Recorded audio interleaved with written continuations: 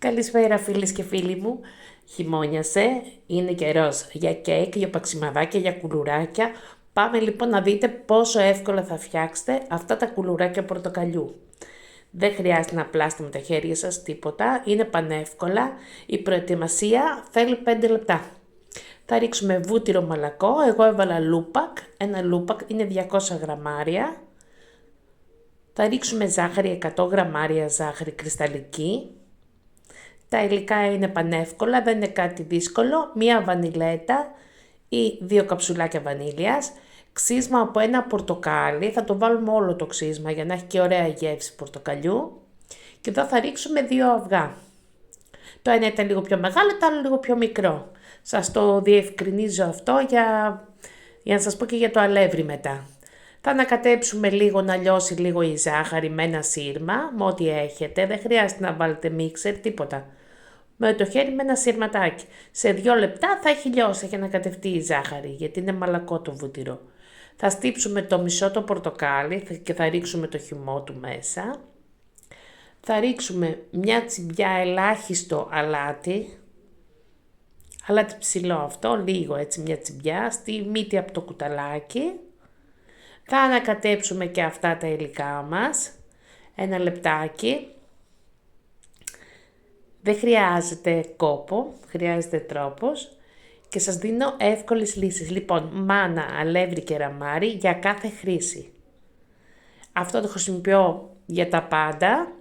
Θα βάλω αρχικά, δεν θα το βάλω όλο το αλεύρι, θα βάλω 400 γραμμάρια αλεύρι και ένα κουταλάκι γεμάτο μπέικιν.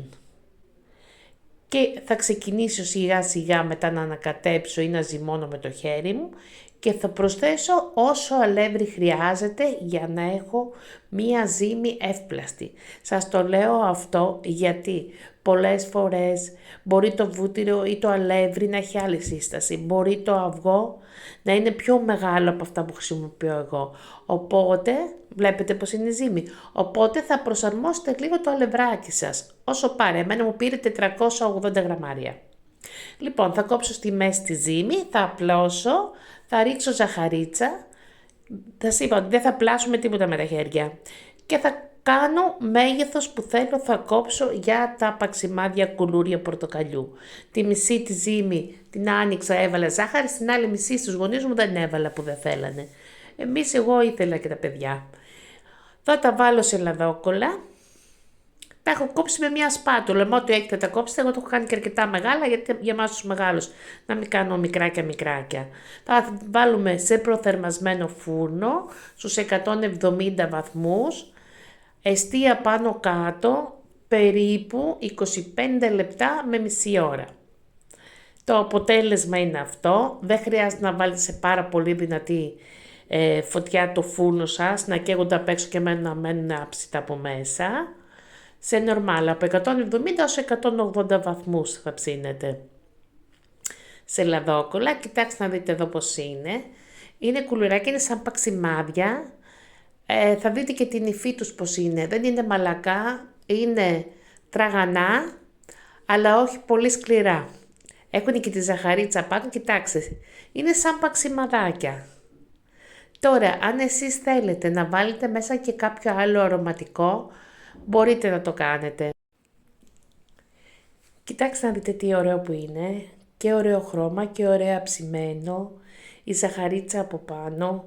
Αν θέλει κάποιος μπορεί να προσθέσει και κανέλα. Αν αρέσει στα παιδιά. Αλλά και έτσι σκέτο είναι πάρα πολύ ωραίο.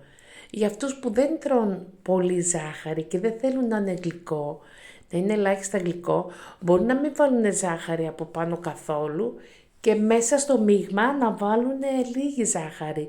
Δηλαδή και 70 γραμμάρια ζάχαρη να βάλουν θα είναι πάλι καλά.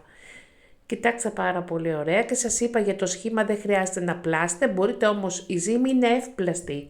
Να ξέρετε, μπορείτε να κάνετε ό,τι σχέδιο θέλετε. Αλλά αυτή είναι η πιο εύκολη λύση και γίνονται και τραγανά. Την ανοίγετε, τα κάνετε σε ό,τι μέγεθος θέλετε, μπορείτε να τα κάνετε και πιο μικρά, να βγουν πιο πολλά κομμάτια. Στο μέγεθος αυτό που εγώ τα έκανα, βγήκανε 29 περίπου, γιατί έπαιξα κάτι λίγα μετά σε άλλα ταψάκια πιο μικρά. Βγαίνουν γύρω στα 29 μεγάλα και 32 μεσαία. Μπορείτε να τα κάνετε ακόμα πιο μικρά, δηλαδή να τα κόψετε στη μέση και να τα ψήσετε. Αναλόγως τώρα τι θέλετε να κάνετε. Θέλετε να παίρνετε ένα μικρό, πολύ μικρό κουλουράκι να τρώτε, θέλετε να τα κεράσετε, θέλετε για μπουφέ, θέλετε για τα παιδάκια. Θα πράξετε αναλόγως. Για όσοι λοιπόν τους αρέσουν τα τραγανά κουλούρια, παύλα παξιμάδια, γιατί κοιτάτε πως είναι και το σχήμα και το σχέδιο είναι πανεύκολο. Απλά το κόβετε, τα ανοίγετε και το κόβετε. Μπορείτε να ανοίξετε και όλη τη ζύμη με μια, δεν χρειάζεται να την κάνετε σε δύο κομμάτια και θα γίνουν τέλεια. Καλή επιτυχία λοιπόν σε όποιον τα φτιάξει. Κοιτάξτε τι ωραίο που είναι σαν παξιμαδάκι. Αν σας άρεσε το βίντεο κάντε απλά μια κοινοποίηση και δωρεάν εγγραφή στο κανάλι μου ώστε να λαμβάνετε ειδοποίηση κάθε φορά που ανεβάζω τα βίντεό μου. Τα φιλιά μου και την αγάπη μου, Ελλάδα και εξωτερικό, όπου και αν βρίσκεστε, να περνάτε όμορφα και πάνω απ' όλα υγεία, τίποτα άλλο.